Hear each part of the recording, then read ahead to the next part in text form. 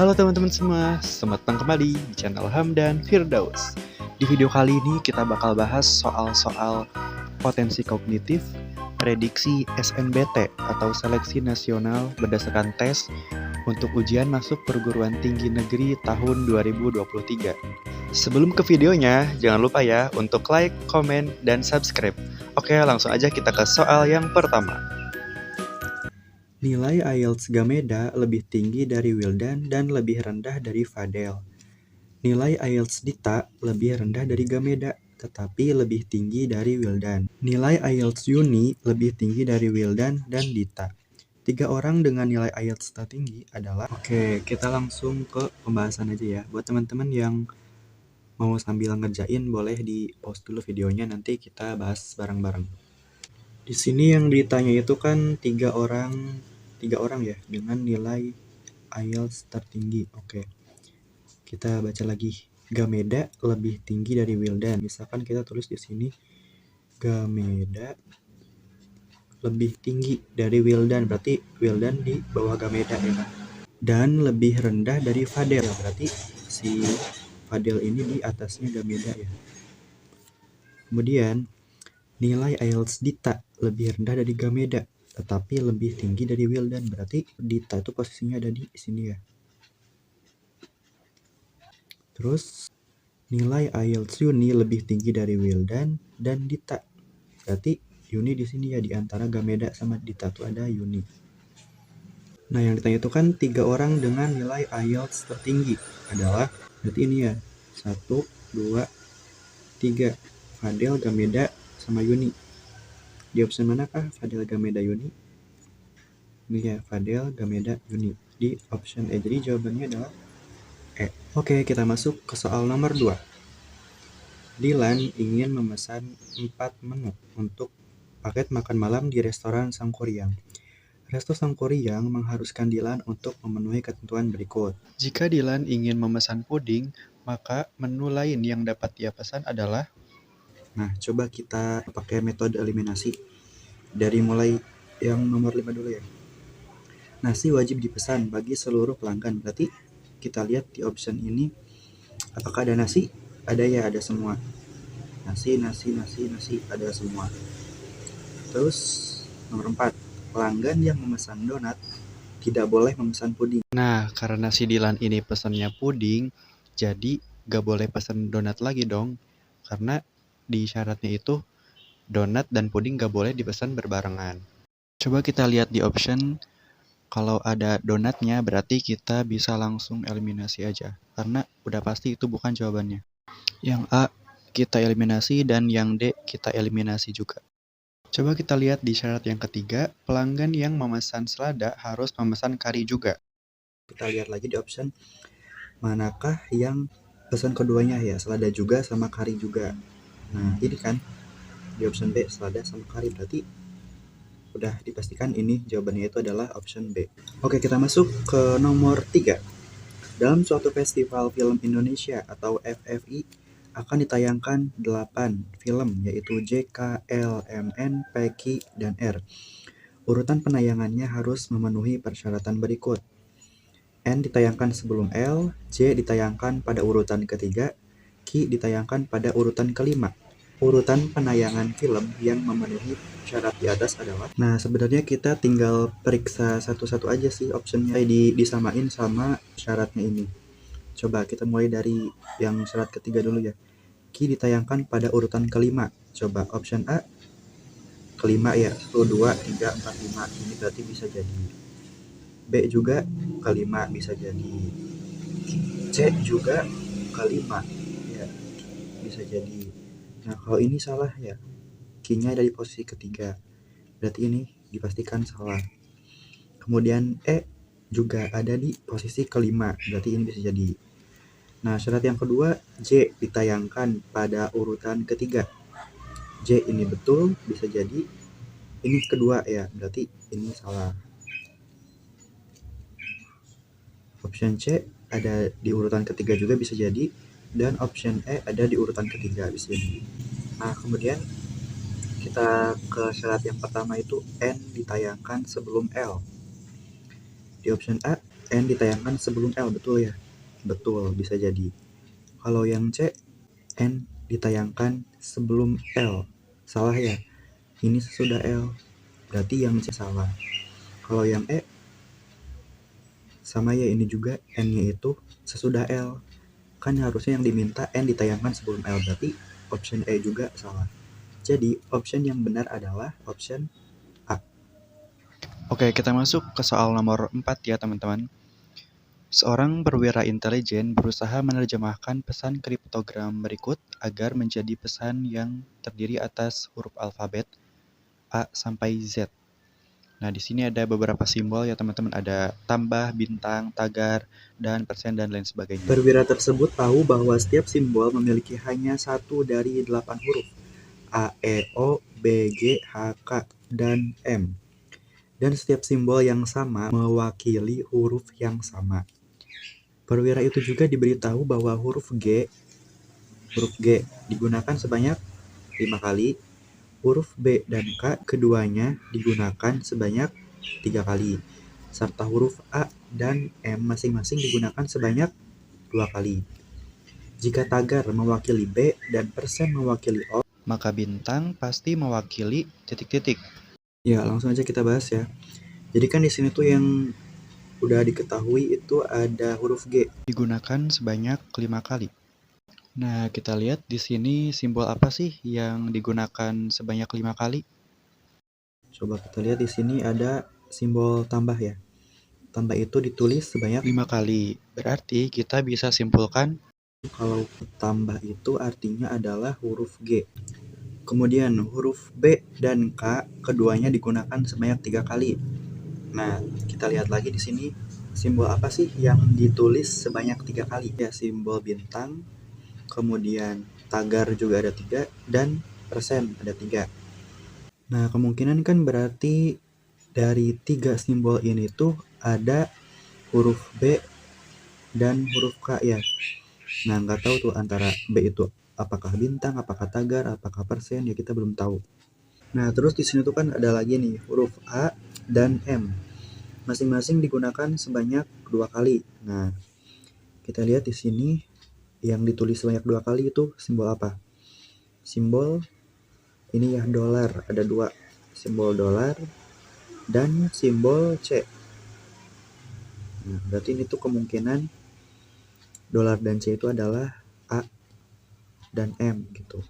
Nah, terus kan di sini jika tagar mewakili B, ini kan tagar ya, mewakili B. Berarti gini. Dan persen mewakili O. Nah, O kan belum ada ya, belum diketahui O. Berarti kita tulis aja di sini O. Persen itu kan O. Nah, maka bintang pasti mewakili apa? Bintang mewakili K, ya kan? Jawabannya adalah option B. Ya, soal nomor 5. Sekelompok siswa yang terdiri dari 6 orang, yaitu Vanes, Iqbal, Cecep, Yolanda, Ainun, dan Sabrina, mengikuti serangkaian tes Olimpiade Biologi. Tidak ada siswa yang memperoleh nilai yang sama dalam setiap tes yang diberikan. Hasil tes memberikan informasi berikut. Ainun mendapatkan nilai tertinggi dalam setiap tes. Vanes mendapatkan nilai yang lebih tinggi daripada Iqbal dalam setiap tes. Cecep mendapatkan nilai yang lebih tinggi daripada Yolanda dalam setiap tes. Nilai Sabrina berada di antara nilai Yolanda dan Iqbal. Urutan siswa dengan nilai tertinggi ke terendah di bawah ini yang paling mungkin adalah. Nah, sebenarnya kita tinggal cocokin aja nih antara syarat sama optionnya. Nah, kan kita ini diminta itu nilai tertinggi ke terendah ya. Di sini Ainun mendapatkan nilai tertinggi, berarti Ainun harus ada di sebelah kiri berarti ya. Ini dari A sampai E itu udah Ainun semua, berarti ya masih bisa kemungkinan jawabannya. Kemudian syarat yang kedua itu Vanes mendapatkan nilai yang lebih tinggi daripada Iqbal. Vanes lebih tinggi daripada Iqbal. Kita lihat di sini salah ya. Ini berarti Vanes dulu, di sebelah kiri baru Iqbal.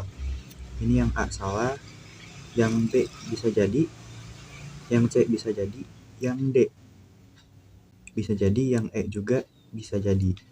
Syarat yang ketiga, Cecep mendapatkan nilai yang lebih tinggi daripada Yolanda. Cecep lebih tinggi dari Yolanda, berarti Cecep dulu baru Yolanda. Kita cek yang option B, Yolanda dulu ya, berarti ini salah. Option C, Cecep baru Yolanda bisa jadi. Option D, Yolanda dulu baru Cecep, ini salah. Option E, Cecep dulu baru Yolanda, ini kemungkinan bisa jadi. Nah, syarat yang terakhir, nilai Sabrina berada di antara nilai Yolanda dan Iqbal. Nah, di antara option C sama E ini, manakah yang di dalamnya terdapat Sabrina itu di antara Yolanda dan Iqbal? Ya, betul ya, ada di option E. Sabrina di antara Yolanda dan Iqbal. Jadi option yang betul itu adalah option E. Ya, kita lanjut ke soal nomor 6. 6 siswa duduk berurutan pada saat ujian wawancara.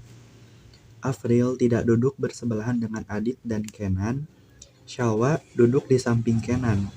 Afril duduk di samping Habib, sedangkan Habib duduk di sebelah Shalwa. Adit tidak didahului Fatia, sedangkan Fatia duduk bersebelahan dengan Afril. Kenan duduk di urutan terakhir. Siapakah yang duduk di urutan keempat? A. Adit, B. Afril, C. Habib, D. Shalwa, E. Kenan. Nah, coba kita fokus ke orang-orang yang duduknya bersebelahan dulu. Ini kan di sini tuh Shalwa ya, duduk di samping Kenan. Nah, ada 6 orang ya, 6 siswa. 1, 2, 3, 4, 5, 6. Misalkan Kenan duduk di sini. Berarti di samping Shalwa ya. Nah, terus Afril duduk di samping Habib. Sedangkan Habib duduk di sebelah Shalwa. Nah, berarti ini Habib dulu ya. Habib dulu baru Afril gitu kan. Afril duduk di samping Habib, sedangkan Habib duduk di samping Shalwa. Nah, terus Adit tidak didahului Fatia, sedangkan Fatia duduk bersebelahan dengan Afril. Nah, berarti Fatia di sini. Gitu. Dan Kenan duduk di urutan terakhir. Nah, ini kan Kenan ada di ujung kiri ya. Kalau misalkan ini urutan terakhir, berarti urutan ke-6, berarti makin ke sana makin kecil dong ya. 5, 4, 3, 2, 1. Nah, berarti yang belum kesebut itu siapa? Adit ya. Berarti Adit itu di urutan pertama duduknya. Nah, yang ditanya, siapakah yang duduk di urutan keempat? Nah, yang di urutan keempat itu ada Habib. Jadi jawabannya adalah option C. Ya, kita masuk ke soal nomor 7. Sebuah perlombaan balap mobil diikuti oleh 7 peserta lomba. Abraham selalu membuntuti Brandon. Charlie harus melihat kaca spion untuk memantau saingannya. Delbert harus menahan bau asap knalpot dari Eric. Freddy berada di posisi runner-up di depan Brandon. Delbert berada di posisi ke-6 dan disusul oleh Garvin. Jika Eric didiskualifikasi karena suatu pelanggaran, maka Freddy akan berada pada posisi A pertama, B kedua, C ketiga, D keempat, E kelima. Oke, langsung aja kita bahas. Jadi kan di sini tuh ada 7 peserta lomba ya. Abraham selalu membuntuti Brandon, berarti Brandon dulu ya posisinya. Berarti Brandon itu di depannya Abraham. Nah, si Charlie ini kan gak ada hubungannya sama orang lain ya, jadi coba kita abaikan dulu. Delbert harus menahan bau asap knalpot dari Eric. Misalkan kita taruhlah si Eric di sini, terus si Delbert di sini. Ya kan berarti si Eric tuh posisinya di depan Delbert ya. Kemudian Freddy berada di posisi runner up di depan Brandon. Nah, Freddy itu di sini di posisi runner up. Berarti kalau runner up itu keberapa? Kedua ya. Kemudian Delbert berada di posisi ke-6 dan disusul oleh Garvin. Delbert ini kan ke-6 ya awalnya. Nah, sebenarnya kan itu udah berurut banget ya. 2, 3, 4, 5, 6 tuh. Berarti udah sesuai urutannya gitu. Nah, tapi si Delbert ini yang tadinya ke-6 disusul sama si Garvin gitu. Jadinya si Garvin ada di posisi ke-6 dan si Delbert ada di posisi ke-7. Berarti ini yang pertama tadi siapa yang belum kusebut itu adalah si Charlie ya. Charlie berarti Charlie itu kemungkinan paling depan. Nah, yang ditanya jika Eric didiskualifikasi. Didiskualifikasi karena suatu pelanggaran, maka Freddy akan berada pada posisi ya tetap aja ya. Freddy kan ada di atas gitu. Jadi nggak ngaruh gitu. Eric kan ada di golongan bawah, golongan belakang. Sedangkan Freddy ada di barisan depan gitu. Jadi kalaupun si Eric didiskualifikasi, posisi si Freddy ini nggak ngaruh sama sekali gitu. Jadi tetap aja Freddy ada di posisi kedua ya. Jawabannya yang B. Oke, kita masuk ke soal nomor 8. Sebuah toko boneka menjual 6 jenis boneka. Hanya boneka Barbie, domba, dan unta yang bisa berbicara. Boneka anjing, buaya, dan domba dapat menggerakkan kakinya. Boneka yang bisa mengedipkan matanya adalah anjing, Barbie, dan unta. Jika seorang anak ingin membeli boneka yang bisa berbicara dan mengedipkan matanya tetapi tidak menggerakkan kakinya, maka boneka yang ia pilih adalah, ya kita buat tabel aja ya biar lebih gampang. Tadi kan di sini tuh ada 3 kriteria boneka ya. Ada yang bisa berbicara, ada yang bisa menggerakkan kaki, dan ada juga yang bisa mengedipkan matanya. Yang bisa bicara itu ada Barbie, domba, dan unta. Terus yang bisa menggerakkan kakinya itu ada anjing, buaya, dan domba. Terus yang terakhir yang bisa mengedipkan matanya ada anjing, Barbie, dan unta. Nah, si anak pengennya yang bisa berbicara dan mengedipkan mata. Berarti yang ini ya, bicara dan mengedipkan mata, tetapi tidak menggerakkan kakinya. Nah, coba di kolom manakah yang terdapat boneka yang sesuai kemauan si anak? Yaitu ada boneka Barbie dan unta ya. Barbie unta gitu. Nah, berarti jawabannya itu Barbie dan unta. Barbie dan unta ada di option A. Soal nomor 9. Semua orang suku F berkulit putih, berambut lurus, dan berbadan kurus. Semua suku bangsa G berkulit merah dan berambut lurus. Sedikit sekali orang suku H yang berambut lurus. Soekardi dilahirkan di daerah dengan penduduk suku H berambut lurus dan berkulit hitam. Dapat disimpulkan bahwa ... Oke, kita bahas. Coba kita bikin tabel aja biar lebih gampang. Kan di sini tuh suku F. Suku F itu berkulit putih, berambut lurus, dan berbadan kurus. Bangsa G itu berkulit merah, berambut lurus, ya kan udah ya sampai situ. Terus H, sedikit sekali orang suku H yang berambut lurus. Nah, Soekardi dilahirkan di daerah dengan penduduk suku H. Dapat disimpulkan bahwa A. Soekardi pasti bukan orang suku H. Salah ya. Kemungkinan dia suku H karena dia berambut lurus gitu kan. Berarti option A salah. Option B, Soekardi pasti bukan orang suku G. Salah ya. Kemungkinan bisa juga suku G karena apa?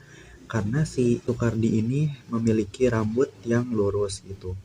Tapi bisa juga benar karena orang-orang suku G itu kulitnya merah ya, sedangkan si Soekardi ini kulitnya hitam. Nah, kita simpan dulu.